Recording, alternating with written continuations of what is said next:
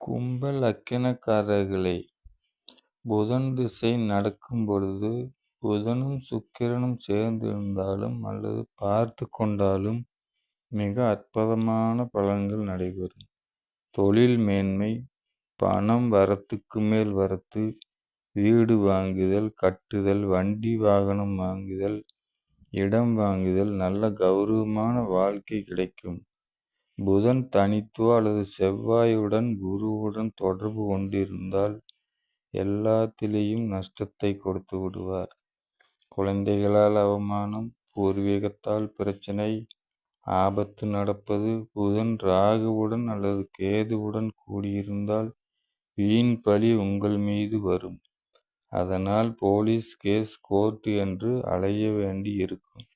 சுக்கிரனுடன் சேர்ந்திருந்தால் மட்டுமே நல்லதை புதன் செய்வார். இல்லையென்றால் கெடுபலன்களைத்தான் செய்வார்.